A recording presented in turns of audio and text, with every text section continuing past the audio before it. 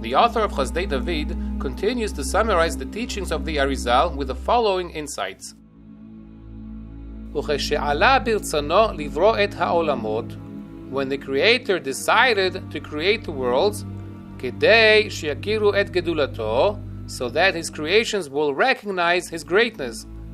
The Creator then tzimtzem atzmo, he constricted his infinite light, and as a result of this constriction, ונשאר מקום חלל, a void place was created. And where was this void place? בנקודה האמצעית שבו, in the very center point of the Creator's existence. In this passage, we are introduced to the famous secret known as the Tzimtzum, what is usually translated to English as the act of constriction. And yes, this is the act of constriction that gave birth to the very first concept of nothing that we spoke about earlier on, when I impressed upon you that the very first act of creation was actually nothing from something, and not something from nothing, as most people think. After all, the infinite existence of the Creator was definitely something, even before the very first nothing was created during the act of constriction that we are now going to learn about. Be as it may, the very first matter we'll address is the nature of the Creator's desire to create the worlds, as the author tells us, וכשעלה ברצונו של הבורא לברוא את העולמות. Unless you wonder what is there to discuss, I'll bring to your attention that in the book Etz Chaim, the Arizal stresses that the Creator's desire to create the worlds was a ratzon pashut. In other words, even his desire to create was pashut. What does that mean? In these words, the Arizal hinted to us that the desires of the infinite Creator are surely not like any other desire that we know of. As after all, the desires that us human beings display are always aroused by one deficiency or another that we have. For example, when our physical body is lacking food or sleep, automatically our physical body begins to desire the food or the sleep that it lacks. And if we carefully inspect all of our other human desires as well, we'll surely come to the conclusion that all our desires are always aroused by one human deficiency or another. If so, then one can mistakenly come to think that this is also the case with regards to the Creator's desire to create the worlds, namely, that his desire to create the worlds was also aroused by a certain deficiency in the Creator, God forbid. Therefore, the Arizal finds it necessary to impress upon us in Etz Chaim that the Creator's desire to create the worlds was indeed a pashut desire. After all, since the Ein Sof is necessarily pashut and perfect in so many ways, surely then we would expect all of his actions and desires to be pashut and perfect like him. And since the Creator is obviously perfect, which forces us to conclude that even his desires are never aroused by any deficiency whatsoever. And this is what you would call a pashut desire. Exactly what we would expect from the pashut Creator. Having clarified that, the obvious next question that we should all be asking is, since the Creator certainly wasn't missing anything in his perfection before he created the worlds, why then did he desire to create the worlds in the first place? In other words, what was behind his pashut desire? To answer that question, we must concede that the Arizal used the term desire in an anthropomorphic sense, that is to say, in human terms. After all, the Creator's desires are not at all like our desires, as they are certainly not aroused by any lack or deficiency. Nevertheless, since after all, human beings do always act upon their desires consciously and not by chance, therefore the Arizal applied the term desire to the Creator in order to impress upon us that by all means the creation of the worlds was by choice and not by chance or accident, God forbid. And this is unlike what some of the early European philosophers entertained when they spoke of a wanton God who does what he does for no particular reason. Having said that, what was the Creator's intention when he decided to create the worlds? Well, We learn right here that the Creator's intention was כדי שיכירו הבירואים את גדולתו, so that his creations will recognize and acknowledge his greatness. In truth, we could probably speak an entire day until we finally clarify all the different reasons that are offered in the Kabbalistic literature to explain why the worlds were created. However, in short, I'll have you know that the reason that was offered to us here, so that his creations will recognize and acknowledge his greatness, actually encompasses all of the other reasons found in the Kabbalistic literature, mainly in the writings of the Ramchal. So how do we understand the desire of the infinite Creator to create the worlds in order that his creations will recognize and acknowledge his greatness? Having already learned that in the very beginning there was absolutely nothing besides the infinite light of the Ein Sof in its pashut state of existence, and that initially there was absolutely nothing devoid of his infinite light, it is therefore understandable that all of God's perfections and all of God's qualities were only in potential then. That's for one simple reason, since initially there was nobody else and nothing else besides the Creator to recognize and appreciate all of his perfections and all of his qualities. And we all know that so long as something is only potentially perfect or only potentially great, it isn't really perfect yet until it actually demonstrates and actually publicizes all of its forms of perfection and greatness. And if we would stop and contemplate upon this concept, we should be able to appreciate that this rule also encompasses what Ramchal wrote to explain the reason for the creation of the worlds. As in his book Derech Hashem, Ramchal wrote that the Creator's intention was to bestow of his goodness upon others. And in another book called Da'at Tevunot, Ramchal wrote that the Creator's intention was to reveal his unity. But now we can appreciate that both his goodness and his unity are actually two forms of perfection that the Creator desired to elevate from being merely potential to actually being revealed and publicized forms of perfection. However, the common denominator behind all of these explanations is the following rule of thumb: that without creations, the Creator has absolutely nobody to reveal his forms of perfection and greatness to. And this is exactly what the Arizal wanted to communicate to us, that the Creator's purpose in creating the worlds and all the different creations that these worlds would contain was so that his creations will recognize and acknowledge his greatness. And now that we've learned why the worlds were created, we continue to learn how these worlds were created. And the very first insight that we are taught with regards to this matter is that the Creator, so to speak, Tzimtzum et atzmo, that he constricted himself. By now, we must have all heard of the famous secret known as the Tzimtzum, the constriction. However, very few of us have merited to understand what the Arizal really wanted to convey to us when he spoke of the famous Tzimtzum. In truth, though, one can easily make a very grave mistake in understanding that during the act of Tzimtzum, the Creator, so to speak, removed or constricted his presence from a particular place in his infinite existence, and that all of the creations were later on created in that same place which he, so to speak, removed his presence from. But let it be known that this is actually a terrible mistake which in truth overrules the most basic axiom that we learned earlier on, namely that the infinite Creator is pashut, that is to say, without any divisions and without any dimensions whatsoever. Therefore, if we would dare entertain the thought that as a result of the Tzimtzum, the Creator actually removed his presence from any particular place, or actually minimize the dimensions of his existence, that would actually be tantamount to saying that God forbid the Ein Sof isn't really pashut anymore. Why not?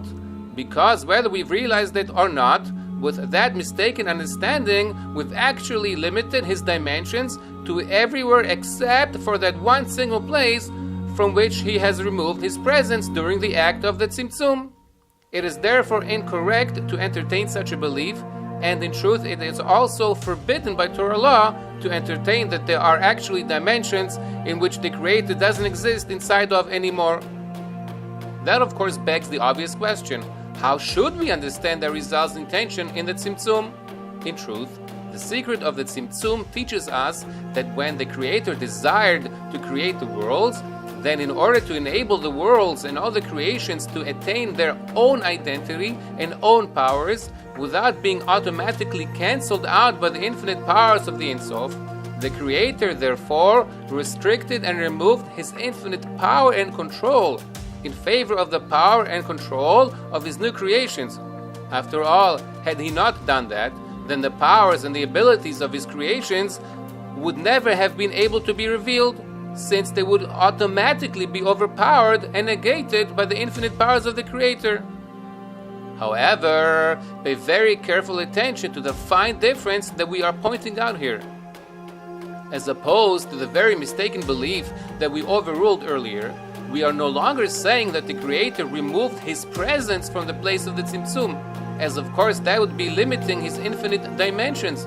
Instead, we are now saying that the only change that occurred during the act of Tzimtzum was that the Creator relinquished some of His infinite powers in favor of His creation's own powers. Nevertheless, His infinite dimensions never did change, as His presence is still everywhere, even within the place of the Tzimtzum. What parable could we offer in order to help us better understand this principle? Perhaps we could compare this to a little candle burning in the middle of the day. Needless to say, that little candlelight has virtually no effect on the amount of light in that room, due to the intense sunlight that enters the room through the window. In doing so, the great sunlight completely overpowers and negates the effect of the little candlelight. However, what would happen if somebody would suddenly close the shutters on the window and block out the great sunlight? As a result of that sudden darkness, we would expect to see that same candlelight, which previously was completely insignificant, now become ever so significant in illuminating that room. But wait a minute. In truth, nothing really changed in the actual candlelight, did it? After all, the only change occurred in the sunlight that was suddenly blocked off from entering the room when we closed the shutters on the window. And in accordance with this parable, we should now be able to appreciate even better that had the Creator, who is represented in our parable by the great sunlight, not have diminished His infinite control in favor of His future creations, which are represented in our parable by the little candlelight, they would never have been able to show their own identity, so long as the great infinite light of the Creator would naturally be negating them. Let us therefore not forget what we just learned about the Tzimtzum, namely, that the Tzimtzum definitely did not take place in the Creator's infinite presence, as He still is everywhere, just as He was before the Tzimtzum. Rather, the only change occurred in His infinite power and control, that, so to speak, were somewhat restricted in that place where the Tzimtzum occurred. If so, this would certainly be the correct place to clarify ahead of time that although in the near future we will be describing the nature of the Tzimtzum with diagrams that do have dimensions and shapes, nevertheless, we must never forget that all of these diagrams are by no means literal, but only allegorical. However, by no means will we be suggesting with these diagrams that the Creator actually has any dimensions or shapes, God forbid. Having straightened that out, the author now continues to clarify that as a result of the above-mentioned Tzimtzum that occurred in the infinite powers of the Ein Sof, Nish'ar Mekom Challal, an empty void place remained. That is to say, a new place was created that is, so to speak, hollow or devoid of the infinite powers of the Creator. And yes, that result in Challal created the very first opportunity for all the worlds and all the Sephirot, as well as all the angels and human beings, to show their own identity within that void place. And yes, that result in Challal created the very first opportunity for all the worlds and all the Sephirot, as well as all the angels and human beings, to show their own identity within that void place. And as the result teaches us, the void place that was created as a result of the Tzimtzum is situated b'nekuda ha'emtzait shebo, in the very center point of the Ein Sof. And at this point, I would expect all of you to ask the obvious question: how can we possibly suggest that the infinite creator has a center point? After all, only something which has a beginning and an end can have a center point as well. And since the infinite creator surely has no beginning and no end, why does the Arizal speak in terms of his center point? And although I certainly hope that all of you will pick up on this serious difficulty, nevertheless, in order to properly understand the Arizal's intention with regards to the infinite creator's center point, we must first learn several more valuable principles in the teachings of the Arizal that describe the order of the emanation of the worlds. And once we do just that, we'll surely return to address this very disturbing question. However, one thing at a time. In the meantime, though, we will point out that in the book Etz Chaim, the Arizal clarifies that as a result of the Tzimtzum, a very small hollow place was created when the light of the Ein Sof restricted his powers away from that place. However, in the next step, the light of the Ein Sof continued to be restricted more and more, further and further away from that middle center point. And as a result of that, what initially was only a tiny hollow space gradually expanded larger and larger and larger, until, of course, at a certain stage, the Creator decreed that the hollow space should no longer expand. And from that point on, the hollow space that was created as a result of the Tzimtzum remained at its current dimensions, as we can see in the diagram before us. And if you'll ask, why is the Tzimtzum depicted in the shape of a circle as opposed to any other shape? This question as well is addressed by the Arizal in Etz Chaim. There, the Arizal explains that the circle happens to be the most perfect of all shapes, and we can even go as far as to suggest that the circle is the most pashut of all the shapes. In what way? Because wherever we measure from the center point of a circle to its edge, we'll find exactly the same distance. And that's certainly not something we can say for the shape of the square, can we? Since at the four corners of a square, the distance from the center point of the square to these corners is significantly larger than the distance from its center point to its four sides, as we can clearly see in the illustration before us. And nor is the triangle's shape pashut either, since in the corners of the triangle, the distance from its center point to its corners is sometimes greater and sometimes shorter than the distance from the center point of the triangle to its top or its bottom, as we can clearly see in the illustration before us. And needless to say, the same rule applies to all the other shapes, except of course for the shape of the circle, since only the circle has a pashut shape, as we've explained and illustrated. So what does all of this mean to us? The Arizal explains that since after all the Tzimtzum was an act of the Ein Sof, who is certainly pashut, it is therefore only natural to apply the shape of the circle to the Tzimtzum, since the circle is the only equal isotropic shape that there is.